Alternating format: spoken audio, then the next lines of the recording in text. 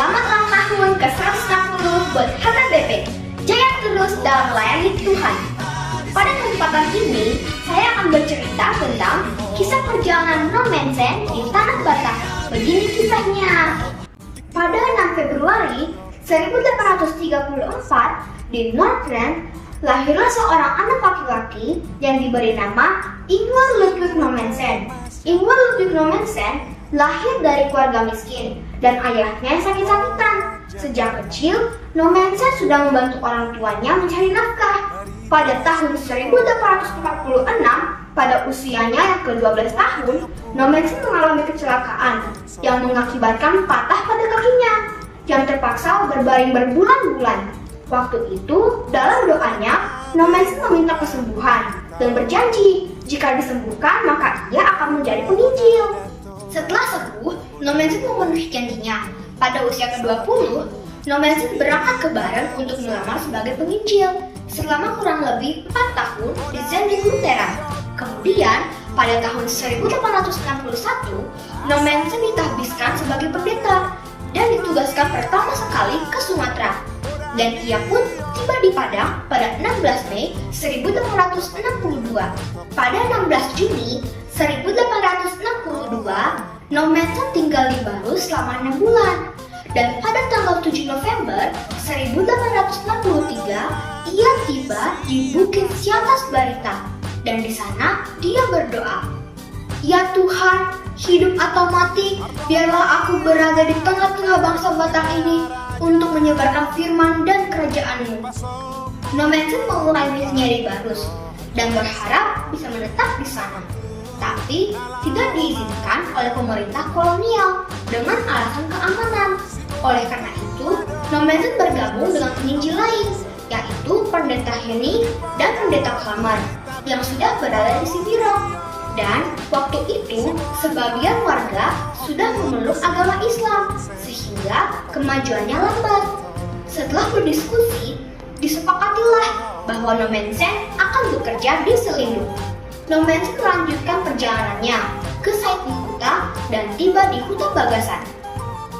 Berita tentang Nommensen sampai ke telinga Raja Amandari dan menyuruh pembantunya untuk menyampaikan pada Nommensen bahwa ia tidak diterima di Huta Bagasan.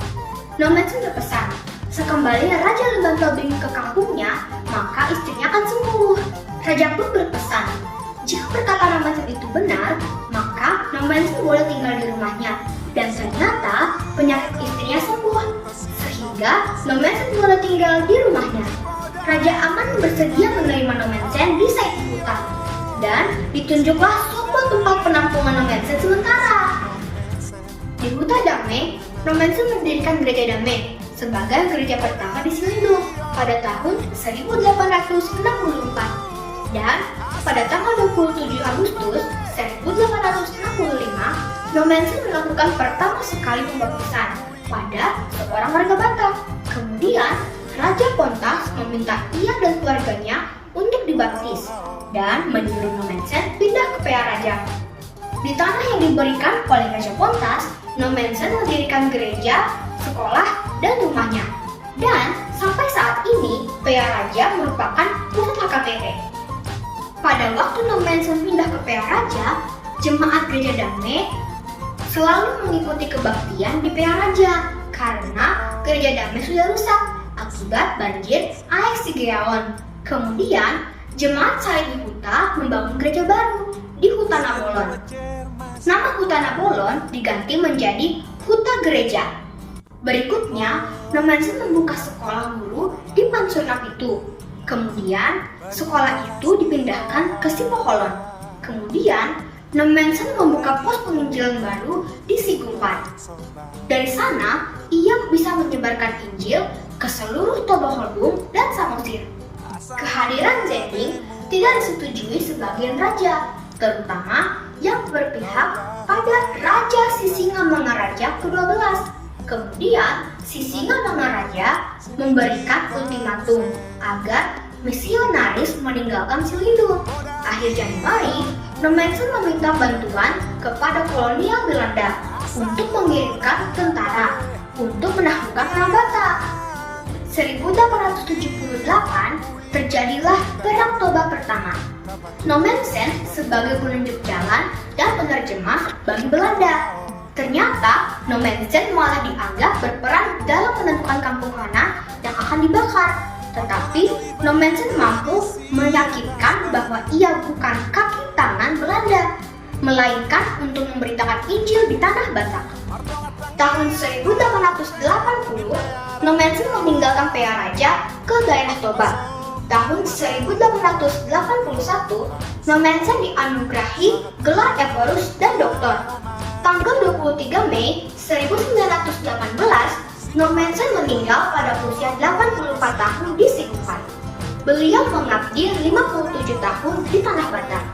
Dan pada tahun 1993 sampai 1994 dibangunlah wisata rohani Salib Kasih sebagai penghormatan pada Nommensen. Pelajaran yang bisa kita ambil dari kisah Nommensen tadi adalah jika Tuhan berkehendak, maka Tuhan sanggup menolong kita. Terlebih dalam menghadapi pandemi yang berkepanjangan ini, kita harus bersungguh-sungguh percaya kepada Tuhan bahwa tidak ada yang mustahil bagi Tuhan. Sekian cerita dari saya, Tuhan Yesus memberkati.